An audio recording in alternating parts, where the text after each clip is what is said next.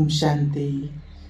संगम युग पर जब से हमें भगवान मिला, हमें ब्राह्मण जीवन मिला, जब से बाबा मिला, और बाबा ने हम बच्चों को यही शिक्षा दी है कि बच्चे एक बाप से सर्व संबंध रखो, एक बाप से स्नेह रखो, बाबा से ही सच्चा प्यार रखो और कहीं भी मन और बुद्धि नहीं भटकानी है, ना किसी से दिल लगानी है। एक बाबा से ही दिल लगाना है, एक बाबा से ही सच्चा स्नेह और प्यार रखना है। लेकिन बाबा ने आज कहा है एक अव्यक्त मुरली में कि बाबा के अलावा और किससे तुम्हें स्नेह रखना है। वो क्या आप जानते हैं? आज तक बाबा ने हमसे यही कहा है कि सिर्फ शिव बाबा से स्नेह, प्यार, संबंध सब कुछ उसी से रखो। लेकिन बाबा ने किससे कहा है कि इस बाबा के अलावा और किससे स्नेह रखना है, किससे प्यार रखना है? तो वो जानते हैं बाबा ने अपने अलावा और किससे स्नेह और प्यार रखने के लिए कहा है। 17 मार्च 1969 के महावाक्यों में बाप दादा ने कहा कि बच्चे स्नेही तो बन गए, लेकिन केवल स्नेही नहीं बनना, बल्कि तुम्हें तो सर्व स्नेही बनना है। जब बाबा ने सभा में बैठे सभी भाई बहनों से पूछा कि स्नेह किस किस से होना चाहिए, बाबा ने पूछा सभा में कि स्नेही तो हैं, लेकिन स्नेह किस किस से होना चाहिए? तो सभी ने अलग अलग जवाब दिया।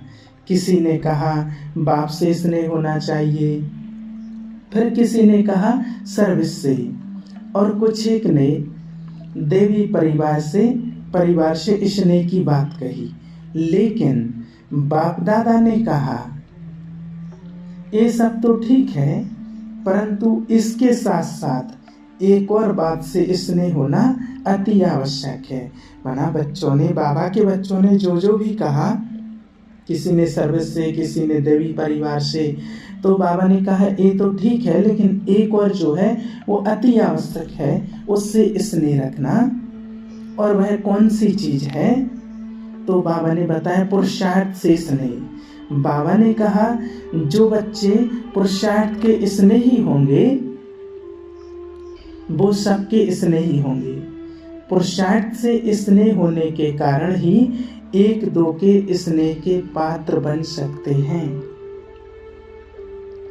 क्योंकि ये पुरुषार्थ ही तुम बच्चों की सारे कल्प की प्रारब्ध बनाता है। जो हम बच्चों के पूरे कल्प है और उसकी जो हमें प्रारब्ध मिलती है, तो वो प्रारब्ध बनती है पुरुषार्थ से। फिर बाबा ने यह भी स्पष्ट करके बताया कि पुरुषार्थ किसको कहते हैं।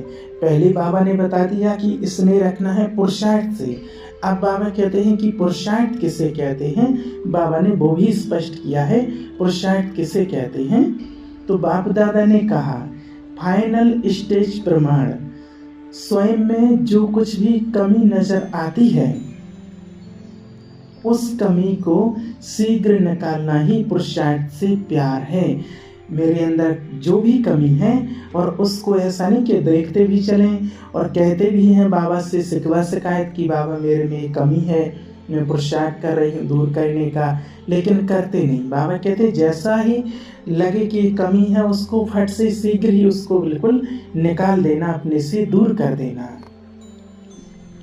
बाबा ने कहा इसमें धीरे धीरे नहीं करना चाहिए, अभी ही करना चाहिए।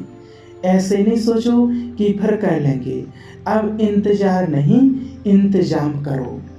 बाबा ने इस मुरली 17 मार्च 1969 की इस मुरली में बाबा ने कहा था कि इस समय तुम्हारे पुरुषार्थ की स्पीड 75% से कम नहीं होनी चाहिए।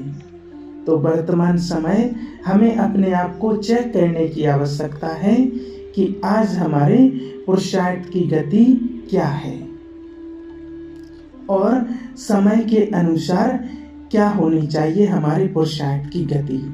तो बाबा कहते हैं इस सभी बच्चों को अपने अपने अंदर एक चेक करनी चाहिए कि हमारे पुरुषार्थ की गति क्या है और समय के अनुसार क्या होनी चाहिए, तो हमें अपने को चेक करना है और जो भी कमी हर एक के अंदर है वो हमें निकालनी है।